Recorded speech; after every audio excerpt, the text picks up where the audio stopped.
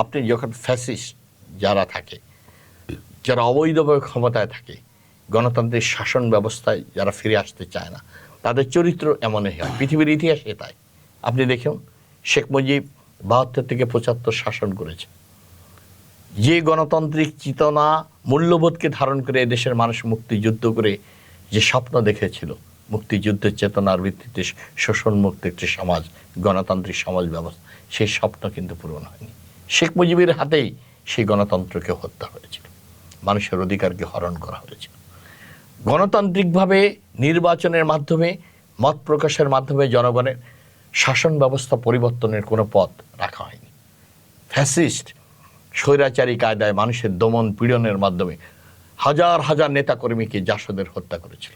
লাল বাহিনী, হত্যাকারী বাহিনী, লক্ষ্মী বাহিনী তৈরি করে সারা বাংলাদেশ প্রথম গুমের শিকার হয়েছিল এদেশে কি মেজর জলিল, সিরাজ শিকদার প্রথম ক্রসফায়ারের শিকার হয়েছিল।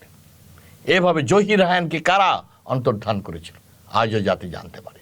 সবই এই সরকার করেছে, আওয়ামী লীগের, শেখ মুজিবের তখনকার বাকশাল, তৎকালীন সেই এই বাকশাল চতুর্থ সংশোধনের মাধ্যমে একদলীয় শাসন ব্যবস্থা, পার্লামেন্টের 10 মিনিটে গণতন্ত্রকে হত্যা করে গণতান্ত্রিকভাবে ক্ষমতা পরিবর্তনের সমস্ত পথকে আপনি রুদ্ধ করে দিয়েছেন। এই জন্য 15 আগস্ট অনিবার্য হয়ে গেছে দেশের জন্য, মানুষের মুক্তির জন্য। ঠিক একইভাবে এত বছর পর শেখ হাসিনার ক্ষেত্রে সেটা প্রযোজ্য হয়েছে। কিন্তু শেখ হাসিনা তার পতনের বীজ কিন্তু তিনি আগেই রোপণ করে রেখেছিলেন।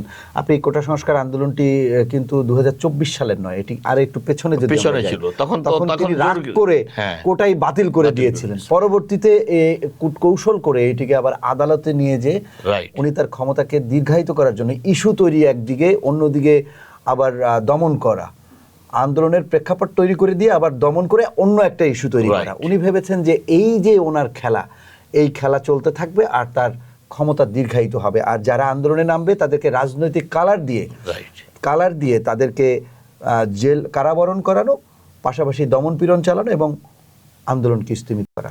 এই যে তিনি তার পতনের বীজ বপন করেছিলেন, শেখ হাসিনাও তো ভাবতে পারেননি যে এই ধরনের, এইভাবে সে কখনো চিন্তা করতে পারেনি, আর অন্যরা কেউ চিন্তা করতে পারেনি যে এই কোমলমতি ছাত্রদের মধ্য দিয়ে যে আন্দোলনের সূচনা হবে, এই আন্দোলন এক দফায় পর্যবেসিত হয়ে এত বড় একটা কঠিন সরকার জগদ্দল পাথরের মতো চেপে বসে আছে, এর পতন হবে, কেউ চিন্তাও করতে পারে না। এটা তো বাস্তব, কেননা আওয়ামী লীগের সাবেক মন্ত্রী বা নেতা যারা রয়েছেন বিভিন্ন দেশে বসে, তারা মাঝে মাঝে সোশ্যাল মিডিয়ায় তাদের বক্তব্য শোনা যায়, তারা কিন্তু বলেন যে আমরা শেষ মুহূর্তেও ভেবেছি যে শেখ হাসিনা সবকিছু নিয়ন্ত্রণ করে ফেলবে। এই যে আত্মবিশ্বাস, এই আত্মবিশ্বাসই কি আওয়ামী লীগকে ডুবিয়েছে? আপনি কি? অবশ্যই আত্মবিশ্বাস, অহংকার, দম্ভ, ক্ষমতার অহংকার, দম্ভ, তারা অন্ধ হয়ে গেছে।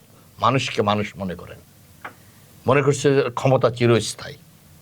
41 সাল পর্যন্ত ক্ষমতায় থাকার ডিজাইন করেছে। কত দাম্ভিকতা, অহংকার, ক্ষমতার দম্ভ, ক্ষমতার অপব্যবহার আল্লাহ রাব্বুল আলামিন তাদেরকে দেখিয়ে দিয়েছে।